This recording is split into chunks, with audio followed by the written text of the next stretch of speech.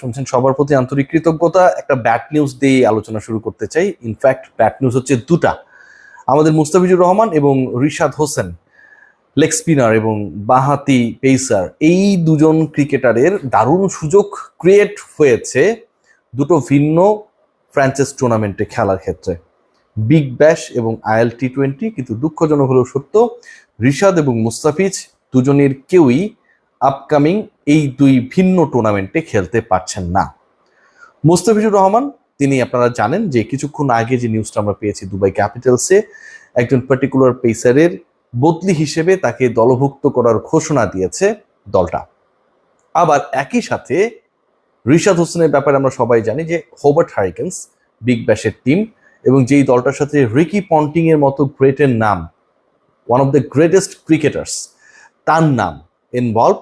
এবং সেই দলের হয়ে প্রত্যেকটা বিগ ব্যাশ মৌসুমেই রিশাদ কোনো না কোনোভাবে প্রস্তাব পান যে তুমি ভাই যদি একটু ফ্রি থাকো আমাদের হয়ে খেলবা কিনা। এবারও রিশাদের খেলা হচ্ছে না বললেই হয়। কেন এই ঘটনা ঘটছে? বাংলাদেশের যেই ক্রিকেটাররা আলটিমেটলি আপকামিং, আপনারা সবাই জানেন যে T20 ওয়ার্ল্ড কাপের খুবই গুরুত্বপূর্ণ অংশ, এবং T20 ওয়ার্ল্ড কাপ ইন্ডিয়াতে অনুষ্ঠিত হবে। সেখানকার সয়েলে রিশাদ এবং মুস্তাফিজ IPL এ প্রুভেন পারফর্মার। লাস্ট IPL এও আমরা দেখেছি দিল্লি ক্যাপিটালসের হয়ে তাকে শেষ মুহূর্তে ডাকা হয়েছিল, 4-5টা ম্যাচ খেলার সুযোগ পেয়েছিলেন মাত্র, কিন্তু এই কয়েকটা ম্যাচেই তিনি কিন্তু তার ঝলক দেখিয়েছেন। শেষ পর্যন্ত মুস্তাফিজ যখন চলে আসেন, অথবা দিল্লির যাত্রা যেখানটায় শেষ হয়েছে, একটা আশা নিয়ে শেষ হয়েছে যে পরের IPL এ নিশ্চয়ই তার দিকে ফোকাস করবে তার দল। রিশাদের ক্ষেত্রে আমরা যদি দেখি যে বাংলাদেশের সবচেয়ে ইমপ্রুভ ক্রিকেটার এই মুহূর্তে ইয়াং ক্রিকেটারদের মধ্যে তিনি হচ্ছেন রিশাদ হোসেন। লেগ স্পিনার কল্পনা করলেই রিশাদ ছাড়া দ্বিতীয় কোনো নাম এই মুহূর্তে সামনে আসে না। তিনি আরো একবার হোবার্ট হারিকেন্সের হয়ে খেলার সুযোগ হারাচ্ছেন। বেসিক রিজন সেটা হচ্ছে the same schedule almost will be followed by the BPL। আপনারা সবাই জানেন যে T20 ওয়ার্ল্ড কাপকে কেন্দ্র করে BPL এর যে পরিকল্পনা, প্ল্যান, এবং একই সাথে আপকামিং জেনারেল ইলেকশন আপনারা সবাই জানেন, সেটাকে সামনে রেখে BPL শেষ করার ডেডলাইনটা হচ্ছে 15 জানুয়ারি। 15 জানুয়ারির মধ্যে BPL কে শেষ করতে হবে। এখন 15 জানুয়ারির মধ্যে যেহেতু BPL শেষ করতে হবে, তার মানে BPL শুরু করতে হবে definitely first week of December. ডিসেম্বরের যদি ফার্স্ট উইকে আপনি BPL শুরু করেন, 15 জানুয়ারির মধ্যে যদি এটাকে শেষ করার ডেডলাইন মাথায় রাখেন, এবং ডেফিনেটলি এই দুইয়ের সাথে, মানে শুরু শেষের ডেডলাইনের সাথে আপনার মাথায় রাখতে হচ্ছে যে ফেব্রুয়ারিতে হচ্ছে আপনার ওয়ার্ল্ড কাপ। ডিসেম্বর ওই সময়টা বাংলাদেশ দল ওয়ার্ল্ড কাপ খেলতে যাবে। তাহলে একই শিডিউলে, ওই ডিসেম্বর জানুয়ারির শিডিউলে, 2025-এর ডিসেম্বর, 2026-এর জানুয়ারির শিডিউলে, একই শিডিউলে কিন্তু আমরা সবাই জানি যে দুবাই ক্যাপিটালস কিংবা হোবার্ট হারিকেন্সের খেলা। একটা হবে দুবাইতে, আপনারা সবাই বুঝতেছেন, আর একটা হবে অস্ট্রেলিয়ায়।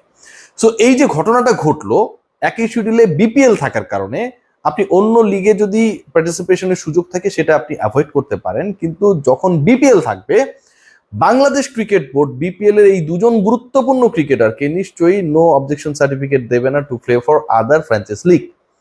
তার মানে কি, সুযোগের জায়গাটা একদমই নেই, মুস্তাফিজের জন্য নেই, রিশাদের জন্য নেই। তবে আপকামিং BPL, মানে আমরা যারা আসলে আফসোস করতে চাইছি যে BPL তো আসলে ভালো হয় না, বড় ক্রিকেটার থাকে না, একই সময় এবার অনেকগুলো ফ্র্যাঞ্চাইজ টুর্নামেন্ট হবে, এবং এই টুর্নামেন্টসগুলো হবার কারণে BPL এ ভালো ক্রিকেটার আসবে না, সেই জায়গা থেকে মনে হয় যে উত্তরণের একটা পথ তৈরি হয়েছে। কেন? আমার কাছে যতটুকু মনে হয়, এবং যেই পথে বাংলাদেশ ক্রিকেট বোর্ড BCB এই মুহূর্তে রয়েছে, BPL সবচেয়ে জাঁকজমকপূর্ণ টুর্নামেন্ট হতে পারে despite following the same schedule. কারণটা হচ্ছে IPL কে দাঁড় করানোর ক্ষেত্রে international management group, USA based যে কোম্পানিটা, ভূমিকা পালন করেছে years after years. More than 10 edition of IPL they had organized. সেই IMG is going to be the part of BPL from this season. 3 বছরের জন্য চুক্তি almost done, 90% discussions almost done. শুধু ক্রিকেট না, ফুটবল, লা লিগা, মানে they have huge experience. So IMG, whenever they will be the part of BPL formally, definitely they will be focusing on getting some good cricketers, big names. IMG এখান থেকে profit করবে, এবং প্রফিটের হিসাবটা হচ্ছে অনেকটা এরকম যে BPL যদি লাভজনক হয় তাদের প্রফিট রেশিও বাড়বে। BPL কে লাভজনক করতে হলে কি করতে হবে? আপনার দলগুলো ভালো হতে হবে, দলগুলো গ্যারান্টি মানি এনশিওর করতে হবে, মোস্ট ইম্পর্টেন্টলি মাঠে দর্শকের সাথে স্পন্সরশিপটা ডিপেন্ড করবে how many good cricketers, great cricketers, exciting cricketers of the tournament of the format you can bring here. So ওই দিক থেকে আমার কাছে মনে হয় যখন আপনি আইএমজি কে, ওয়ার্ল্ডের বেস্ট ম্যানেজমেন্ট ফার্মকে দায়িত্ব দেবেন, তখন সেই জায়গাটা, সেই আশাটা অনেকটাই পরিপূরণ হয়ে যায়। সো ডিসপাইট মুস্তাফিজ এবং Rishad, they are not going to be the part of two different franchise tournament. BPL এ খেলার কারণে আসলে খুব বেশি দুঃখের সুযোগ নেই, কারণ Bangladesh cricket board already IMG কে দায়িত্ব দিয়ে দিয়েছে, শুধু ফর্মাল অ্যানাউন্সমেন্টটা বাকি। নেক্সট 3 সিজনসে তারা বিপিএল আয়োজন করবে, এরপর এই চুক্তিটাকে এক্সটেনশন করা হবে। তার থেকে বড় ব্যাপার, আইএমজি এখানটায় এসে শুধুমাত্র বিপিএল আয়োজন করলো, দলগুলোকে ম্যানেজ করলো, কয়টা দল খেলবে এটা ইনশিওর করলো, এর বাইরে আরো দুটা গুরুত্বপূর্ণ কাজ তারা করবে, এবং যেই ডিসকাশনটা আসলে বিসিবির সাথে তাদের প্রেজেন্টেশনে হয়েছে। এক নাম্বার যেটা আপনারা সবাই জানেন, একটু আগে যেটা বলছিলাম, যে এক্সাইটিং টি-20 ক্রিকেটার্সদের availability, engagement with those teams who are going to be the part of BPL, এবং সেকেন্ড পয়েন্ট সেটা হচ্ছে আপকামিং বিপিএল এ যদি পারা যায় বাইরের ফ্র্যাঞ্চাইজ লিগে অংশগ্রহণকারী কোনো একটা আলোচিত দলকে অ্যাটেন্ড করানো। সেটা যদি হয়, জাস্ট ইমাজিন করুন যে ক্যারিবিয়ান লিগের একটা টিম এখানটা এসে খেলছে, সিপিএল এর একটা টিম খেলছে, কিংবা হচ্ছে আলোচিত কোন একটা ফ্র্যাঞ্চাইজ লিগের কোন একটা টিম এখানটায় খেলছে। ফ্র্যাঞ্চাইজ লিগের টিম বলতে হচ্ছে তাদের স্যারোগেট টিম, ব্র্যান্ড নেমটা সেম থাকবে। ত্রিনবাগো নাইট রাইডার্স এর সব ক্রিকেটার তো কলকাতা নাইট রাইডার্স এর ক্রিকেটার না, but the brand name is same almost. So এই ঘটনা যদি ঘটে, ডেফিনেটলি বিপিএল এর হাইপটা বাড়বে।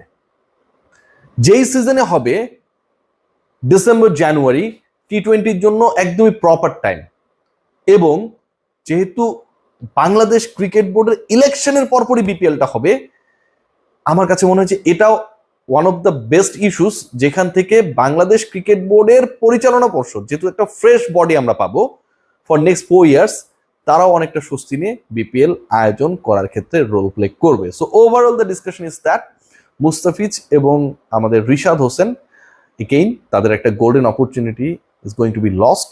তবে সবচেয়ে বড় ব্যাপার সেটা হচ্ছে আপকামিং বিপিএল এ যেই টুর্নামেন্টগুলোতে যে ফ্র্যাঞ্চাইজ লিগে খেলার সুযোগ তারা হারাচ্ছেন, তার থেকেও এক্সাইটিং ক্রিকেটার আসছে, এটা আমরা বলতে পারি।